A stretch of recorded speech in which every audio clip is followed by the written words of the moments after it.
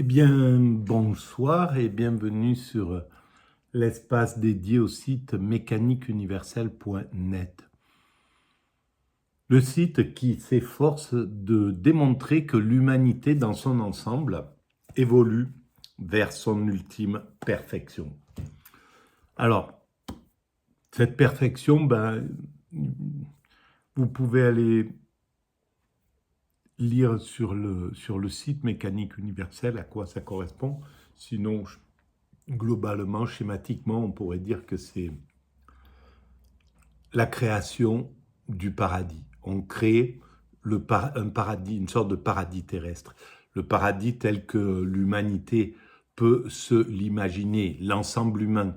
Nous sommes 8 milliards, si on interrogeait les 8 milliards pour leur demander ce que pourrait être ce paradis, on trouverait des grands points similaires.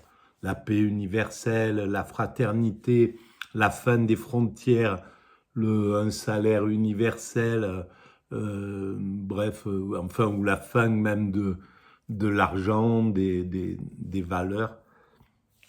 Voilà. Et tout est là, plus aucun impact négatif sur la planète, sur les autres espèces, etc. Et voilà, un humain qui est accompli, en somme.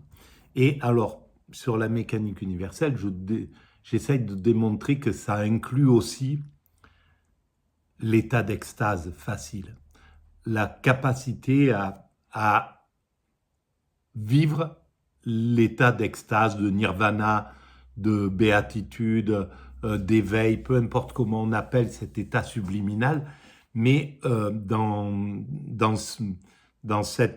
lorsqu'on aura atteint cette ultime perfection, dans quelques siècles, il faudra encore quelques siècles d'évolution, mais il est temps pour moi maintenant de commencer à prendre conscience de ce qu'on réalise de façon inconsciente. On le réalise de façon inconsciente, alors il est plus judicieux maintenant de commencer, de comprendre. Si on comprend qu'on réalise ça de façon inconsciente, qu'on réalise ce paradis, qu'on construit ce paradis pour nos futurs descendants de façon inconsciente, eh bien, il faudrait le réaliser de façon consciente. Parce qu'à ce moment-là, on n'a plus besoin d'utiliser l'antagonisme ou le neutralisme pour évoluer. On peut passer sur la symbiose, voire l'osmose.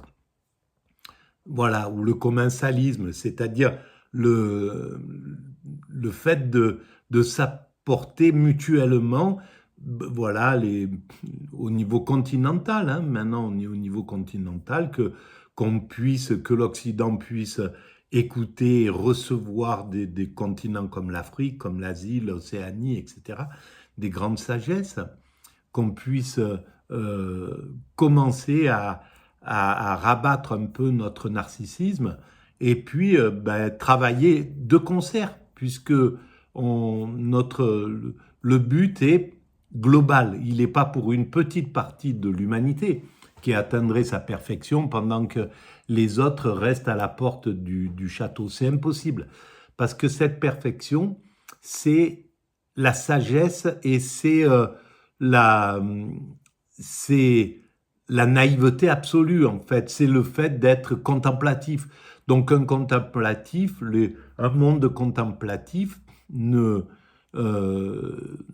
peut pas se défendre s'il y a des personnes qui ne sont pas comme ça, mais qui sont sur un système prédateur, par exemple, un contemplatif, il n'a aucune chance de survivre dans un monde comme ça. Donc c'est bien la totalité du monde qui doit évoluer dans ce sens-là. Il faut que plus aucun homme ne représente un danger pour ses congénères. Plus aucun. Et on y parviendra. Voilà. Alors, pour développer ces théories, je m'appuie parfois sur des audios comme là. J'ai travaillé sur une émission de France Culture, Toute une vie, c'est l'émission, et qui était consacrée à Hegel, une vie sous le signe de la révolution. Alors, je relance et puis je commente éventuellement. Alors, il y a 3 personnes qui interviennent, Jean-Pierre Lefebvre, Pierre Osmo et Antonio Negri, avec en plus la personne qui interviewe.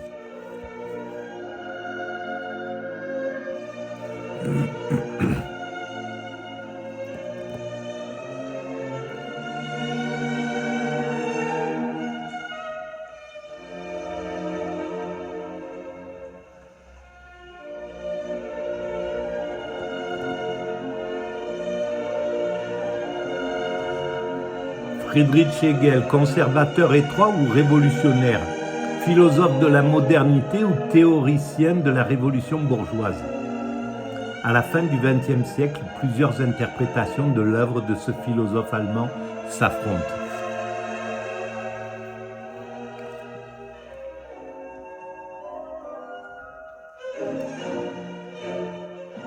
Lorsqu'il quittera Iéna en 1807, Pierre Osmo, pour être journaliste pendant quelques mois à Bamberg, et puis en 1808, occuper enfin des fonctions de professeur de lycée, de directeur de lycée, pour en arriver bien des années après, en 1816-1817, être professeur d'université à Heidelberg et gagner en 1818 Berlin. Tous ces déplacements constituent à la fois l'approfondissement d'une pensée qu'on pourrait dire unique par sa profondeur et par ses exigences, et en même temps, on peut considérer que cette pensée ne cesse de se remanier, de revenir sur elle-même pour se réassumer, avec toujours plus de rigueur, avec l'espoir d'une unification aussi complète que possible. Parce que tout le problème de Hegel, au fond, depuis qu'il a quitté Tübingen, c'est de mettre fin dans la pensée, et dans la réalité aussi, et c'est tout le problème, de mettre fin à quelque chose qu'il vit avec une intensité extraordinaire, avec l'intensité probablement d'une conscience philosophique. Et en cela, il est exemplaire, et c'est pour ça qu'on y revient sans cesse à Hegel quand on est philosophe. Et c'est l'expérience du déchirement, de la scission, avec la rupture. Oui. Et de l'arrachement aussi. Alors. Oui, avec ce que ça appelle évidemment de nécessité au plan des solutions et au plan, je dirais, des réconciliations.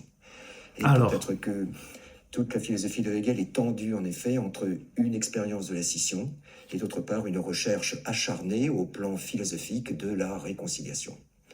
C'est peut-être aussi les limites de ces philosophies, parce que la réconciliation s'opère peut-être dans la pensée, mais nous sommes témoins aujourd'hui que la réalité est très têtue. Voilà, alors pour Hegel, et je pense, d'abord il faut remercier tous ces professeurs de philo, tous ces philosophes qui interviennent sur France Culture, mais globalement sur France Culture, et qui simplifient, qui parlent clairement, qui mettent à la portée de tout le monde, des gens comme moi qui n'ont pas fait d'études, des œuvres très très complexes en fait, et on les remerciera jamais assez parce qu'ils le font avec une humilité incroyable, comme les profs de philo qu'on voit dans les universités. J'ai suivi quelques fois des cours en auditeur libre, moi qui n'ai aucun bagage, j'ai même pas le certificat d'études, donc j'ai aucun cursus, et j'ai suivi des cours de philosophie à Nice par exemple, en auditeur libre, et il y avait des professeurs, des jeunes professeurs, mais qui étaient d'une clarté, d'une limpidité, d'une pédagogie incroyable. Voilà, je comprenais Hegel, je comprenais Husserl, je comprenais Heidegger, je comprenais en les écoutant. Et ça, c'est vraiment quelque chose.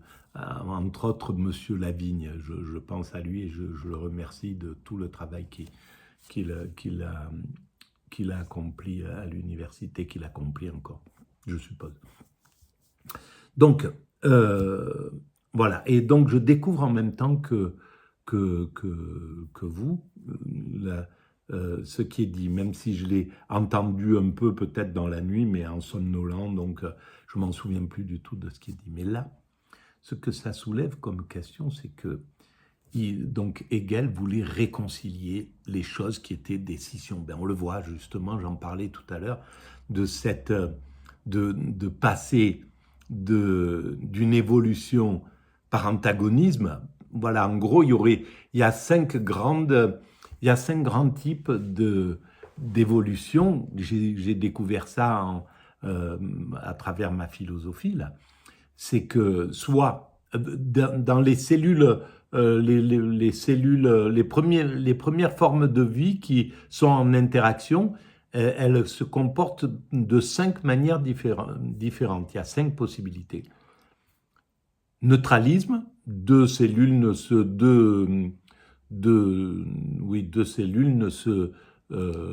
n'ont aucune interaction, elles peuvent passer à côté et puis elles n'ont aucune interaction. Neutralisme, donc une ou l'autre, ou les deux, envoient quelque chose de négatif à l'autre, et l'autre est évidemment de la même manière. Commensalisme, une envoie quelque chose de positif à l'autre, lui envoie quelque chose de bon, et l'autre accepte, mais renvoie rien de tout ça. Symbiose, les deux envoient quelque chose de positif mutuellement. C'est du mutualisme en somme. Et osmose, les deux fondent. En fait, je ne sais pas exactement ce que c'est que l'osmose, je ne l'ai pas complètement. Mais bon, on peut se faire une idée au niveau du son, hein, de ce que ça veut dire. L'osmose, c'est quelque chose qui est en osmose, c'est qu'elle fusionne, voilà. Et c'est ce vers quoi l'humanité va. Nous allons vers l'osmose. Donc, dans cet état-là, quand l'humanité aura atteint cet état, dans 3, 4, 5 siècles, je ne sais pas, peut-être davantage, peut-être 10 siècles, les êtres humains, à mon sens, quand ils se croiseront, ils auront juste à se prendre dans les bras et ça sera une fusion mutuelle, un plaisir inouï qui est bien au-delà de ce qu'on connaît dans le plaisir sexuel, dans l'orgasme. L'orgasme, pour moi, selon ma théorie, c'est la publicité de l'extase. Pour avoir vécu une expérience extatique, un mois et quelques après avoir découvert cette théorie, donc en 1999, fin 1999, je découvre cette théorie, j'en écris toute la base, le squelette en fait, ça tenait en 5-6 pages, 10 pages peut-être, je ne sais pas.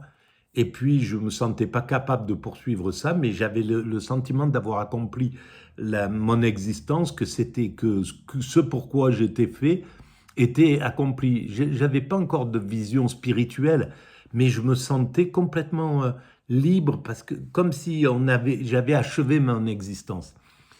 Et dans cet état-là, à un certain moment, je me suis retrouvé en état d'extase. Je ne savais pas du tout ce qui se passait. J'ai vécu cet état d'extase. Ça a duré 1 semaine sans comprendre ce qu'il se passait. Donc, c'était quelque chose de faramineux. Un jour, j'ai déjà écrit sur l'extase, j'ai déjà parlé. Je n'ai pas voulu trop en parler parce que ça fait un peu mystique et je veux rester sur quelque chose de rationnel. Mais ça a été fondamental. Cette expérience a été fondamentale pour que je comprenne ce que je voulais dire quand, au tout début, je disais l'humanité évolue vers sa perfection, l'amour. L'amour, qu'est-ce que c'était ? C'est l'extase. C'est l'amour au sommet, au plus haut degré qui existe. C'est-à-dire qu'il n'y a pas plus haut que ça. Et c'est pour ça qu'on ne peut plus distinguer les choses entre elles. Parce qu'à ce degré, on aime tout de la même manière. On est dans un état d'amour absolu, donc on va aimer autant l'air qui passe, la poussière qui est là, posée, quelqu'un, mes propres enfants, des gens qui étaient autour de chez moi. Je les aimais exactement pareil. Et c'était assez même curieux de sentir que je ne pouvais pas distinguer ma fille de mon fils d'une feuille d'arbre. J'y arrivais pas dans ma tête, parce que j'ai compris après, parce que j'aimais au degré summum. Donc il n'y avait plus de variation en fait. Il faut pouvoir distinguer, il faut pouvoir aimer plus ça que ça, moins ça que ça, etc. C'est comme ça qu'on peut se distinguer les formes d'amour. Et dans l'extase, c'était plus possible. J'étais en contemplation absolue. Et bon, je vais sauter sur ça, mais donc pour revenir à ce que je voulais dire, voilà, donc la réconciliation en fait, Hegel, je pense qu'il a compris, elle concerne les temps futurs, c'est tout. C'est vrai que si on regarde le monde tel qu'il est aujourd'hui, on voit bien que les Américains, les Russes, les Chinois, ils sont en compétition, en guerre. Bon, voilà, il y a des guerres un peu partout, il y a des abus horribles. On est en plus dans un moment paroxystique de l'abus depuis le néolibéralisme, depuis que le libéralisme est en roue libre et que les États-Unis se sont incarnés gendarmes du monde, avec tout ce que ça comporte d'injustice, parce que c'est un gendarme complètement injuste. Il préfère justement celui-ci que celui-là, et donc s'il voit un de ses enfants, un de ses frères, c'est plutôt ça, parce que le père c'est l'ONU, mais les États-Unis c'était le frère aîné. Eh ben, il voit son frère, un de ses frères, ses petits frères qui martyrisent un autre de ses frères, et il le laisse faire, il le pousse même, il lui donne le bâton pour taper son frère. Donc c'est complètement injuste, et ça, il peut pas être, voilà, les États-Unis ne peuvent pas être les gendarmes du monde, c'est tout. Donc là, je pense que ce qui est en train de se passer, c'est la décompression du narcissisme américain et occidental, pour qu'ils puissent vraiment dire bon, c'est bon, ok, d'accord, on partage le leadership, on fait monter l'ONU, j'arrête mes conneries et c'est bon. Mais ça a été important qu'il soit le gendarme du monde entre les années 80 à la chute du mur de Berlin jusqu'à maintenant. Il a eu son rôle. Voilà, c'est pas parce que c'est devenu insupportable, ça a été insupportable rapidement, mais c'est devenu insupportable, c'est pas pour ça que ça n'a pas une valeur, quoi. Voilà, on continue. Donc, Hegel parle de quelque chose de futur. Allez, Co. Alors, Pierre Osmo, je vais vous poser... une... Bon, on va arrêter là. On va arrêter là, je vais faire des vidéos plus courtes. Voilà, si vous pensez que ces vidéos ont un peu d'intérêt pour la collectivité, qu'il est intéressant que l'humanité commence à se demander où nous allons, vous pouvez mettre des pouces, vous pouvez vous abonner, c'est gratuit. Tout ça augmente la visibilité. Vous pouvez laisser des commentaires, j'y réponds en règle générale systématiquement, même quand c'est extrêmement critique, il n'y a pas de problème. Et vous pouvez aller visiter le site donc mécaniqueuniverselle.net, il y a toujours un lien en dessous, et vous pouvez envoyer le lien des vidéos aux gens à vos amis qui sont susceptibles d'écouter ça. Je vous remercie de votre présence, même si que je ressens, que je perçois, même si elle n'est pas manifestée, je sais que vous êtes là et ça c'est très important pour moi. Voilà, pour mon travail, c'est un peu ce qui m'aide à continuer avec un peu plus de joie.